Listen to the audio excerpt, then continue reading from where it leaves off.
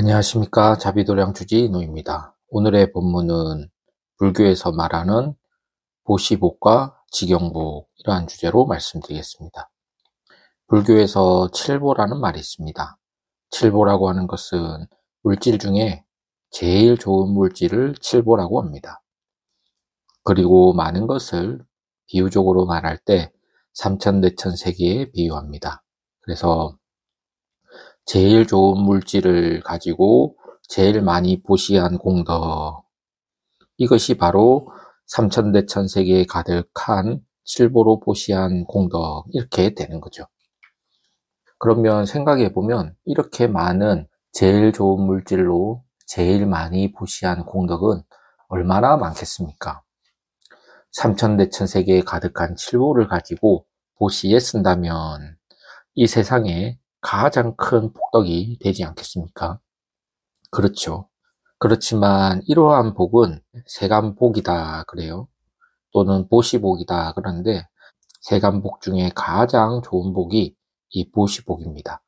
하지만 이러한 보시복은 유류복이다 그래요. 없어지는 복이라고 합니다. 복 중에 제일 큰 복이 칠보를 가지고 삼천대천세계에 가득 채운 보시인데 이러한 복은 유류복이다. 다른 말로 중생세계에 속하는 복이다. 그래요. 아무리 큰 복이라도 이것은 출세간, 세간법을 초월한 해탈복이 아니다. 이 말입니다. 여기서 해탈복이라는 말이 나오는데 해탈복은 부처님 복이거든요.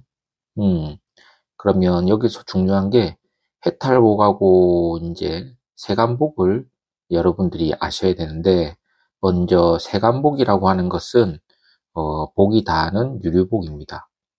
예를 들면 복을 지어서 천상에 태어났다고 해서 그 천상에 복이 다하면 인간으로 떨어지고 인간의 복이 다하면 축생으로 떨어지는 복이 바로 유류복입니다. 이것이 이제 3계 윤회라고 하는 건데 과거에 젊었던 사람이 나이가 많다. 나이가 많아지는 것도 유류복이거든요. 과거에 젊었던 사람이 지금 나이가 많은 것을 줄줄 세는 복이다 그래요. 하지만 이렇게 가장 좋은 물건을 가지고 보시한 복이라고 해서 복이 없는 것은 아닙니다. 세간에서 가장 큰 복이고 이것보다 더 높을 수 있는 복은 없습니다. 하지만 문제는 이것만 가지고는 해탈을 할 수가 없습니다. 즉 생사윤회에서 벗어나지 못한다 이렇게 되는 거죠. 그러면 생사에서 벗어나려면 어떻게 해야 되느냐? 바로 무류복을 지어야 됩니다. 무류복이라고 하는 것은 금강경에서 이런 구절이 있어요. 어떤 사람이 이 금강경 중에 수지 내지 사구계 등, 즉 사구계만이라도 위타인설, 다른 사람을 위해서 보시를 하는 그 복을 바로 무류복이다 그래요.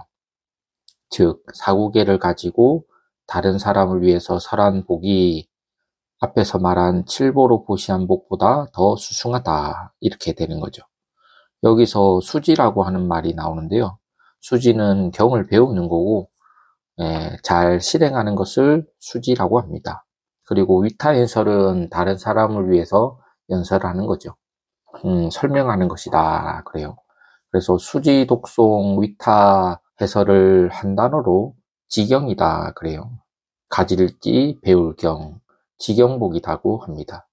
그래서 복에는 칠보를 보시한 보시복이 있고 또 이렇게 경전을 가지고 수지, 독송, 위타 해설을 한 지경복이 있습니다. 그래서 우리 불자님들은 이 보시복도 닦되 이 지경복을 반드시 닦아야 합니다. 왜냐하면 이 보시복과 지경복은 비교할 수가 없는 복이기 때문에 그렇습니다. 그렇다고 해서 오해하면 안 됩니다. 물질을 보시한 복이 되지 않는 것이 아닙니다. 그 어떤 복보다 수승하다. 하지만 물질을 보시한 복으로는 생사윤회에서 벗어날 수 없다. 그러면 생사윤회에서 벗어나려면 어떻게 해야 되느냐? 반드시 경전을 수지, 독송, 위타, 인설, 즉 직영복을 닦아야지만 생사윤에서 벗어날 수 있습니다. 그러면 다음 시간에 또 뵙겠습니다. 감사합니다.